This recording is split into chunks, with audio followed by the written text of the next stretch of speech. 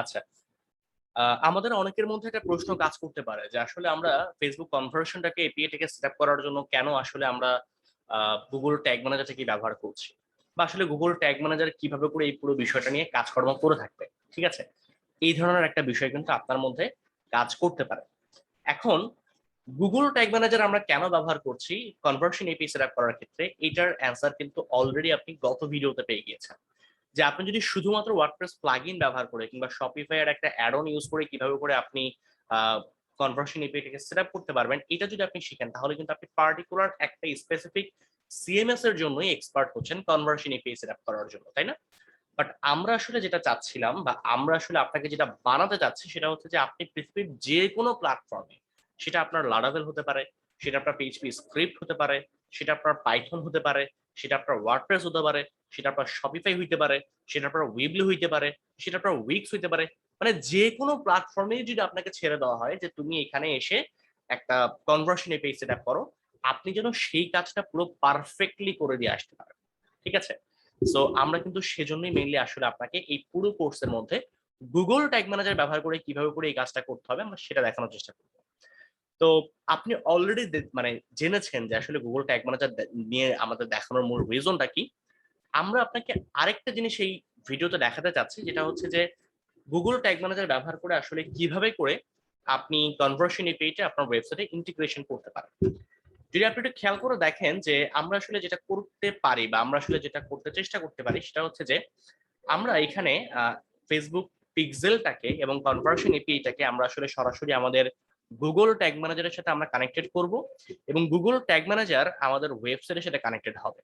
তাহলে আমাদের ফেসবুক পিক্সেলের যে ডেটাগুলো আছে সেগুলো আমরা ওয়েবসাইট থেকে সরাসরি পিক্সেল দিয়ে ফেসবুকের কাছে ট্রান্সফার করে দিতে পারবো, এবং কনভার্সন এপিআই যে ডেটাগুলো আমাদের ওয়েবসাইট থেকে সে পিক করবে সেগুলোকে কিন্তু সে আসলে সেন্ড করে দিতে পারবে। ঠিক আছে, সো এই হচ্ছে মূলত আসলে মানে কনভার্সন এপিআইটাকে যদি আমি বলি গুগল ট্যাগ ম্যানেজারের সাথে ইন্টিগ্রেশন করে আপনার ওয়েবসাইটের সাথে কানেক্টেড করার একটা বেসিক ওভারভিউ। এখন আমরা যদি আসলে এটা একটা অ্যাডভান্স বিষয় যদি একটু দেখার চেষ্টা করি যে আসলে এই কাজটা মানে জেনারেলি তো আমরা দেখলাম যে হ্যাঁ আমাদের ওয়েবসাইটের সাথে গুগল ট্যাগ ম্যানেজার কানেক্টেড হচ্ছে এবং গুগল ট্যাগ ম্যানেজারের সাথে আমাদের ফেসবুক পিক্সেল এবং কনভার্সন এপিআই কানেক্টেড হচ্ছে।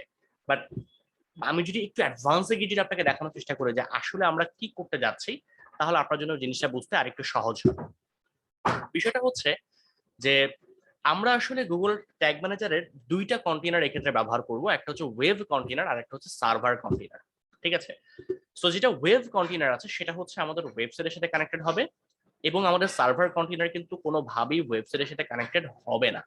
ঠিক আছে, কানেক্টেড হবে হচ্ছে ওয়েব কন্টেনার আমাদের ওয়েবসাইটের সাথে কানেক্টেড হবে, সার্ভার কন্টেনার আমরা পরবর্তীতে দেখবো যে কিভাবে করে এটাকে আমরা কানেক্টেড করতে পারি। সেক্ষেত্রে যেটা হচ্ছে আমাদের পিক্সেল সরাসরি আমাদের ওয়েব কন্টেনারের সাথে কানেক্টেড হয়ে আমাদের ওয়েবসাইট থেকে ডেটাটা এখান থেকে ফেসবুকে ট্রান্সফার করে দিচ্ছে, আর আমাদের কনভার্সন এপিআই কানেক্ট হবে হচ্ছে আমাদের সার্ভার কন্টেনারের সাথে। কনভার্সন এপিআই কিন্তু আমাদের ওয়েব কন্টেনারের সাথে কানেক্টেড হবে না। এখন ওয়েব কন্টেনার এবং সার্ভার কন্টেনার এই দুটোর মধ্যে যে সম্পর্ক স্থাপন করে দেয় সেটা হচ্ছে গুগল অ্যানালিটিক্স। হ্যাঁ, আপনি এটা চিন্তা করতে পারেন যে আসলে আহ, নাম নাই গন্ধ নাই কিছু নেই, হঠাৎ করে গুগল অ্যানালিটিক্স এখান থেকে কোথা থেকে চলে আসলো। বাট এটা ট্রু যে হ্যাঁ আপনার এখানে গুগল ট্যাগ ম্যানেজারের ওয়েব কন্টেনার এবং সার্ভার কন্টেনার এই দুজনের মধ্যে আসলে সম্পর্ক স্থাপন করে দিচ্ছে গুগল অ্যানালিটিক্স, এবং গুগল অ্যানালিটিক্স এর মাধ্যমে আমরা এই পুরো কনভার্সন এপিআইটা আমাদের ওয়েবসাইটের মধ্যে সেট আপ করতে সক্ষম হব। সেটাই হচ্ছে আসলে আমাদের এই পুরো কোর্সের যদি আমি বলি একদম সামার আপ এবং এই পুরো কোর্সের একদম একটা বেসিক ওভারভিউ। আই বিলিভ যে আপনারা বিষয়টা বুঝতে পেরেছেন।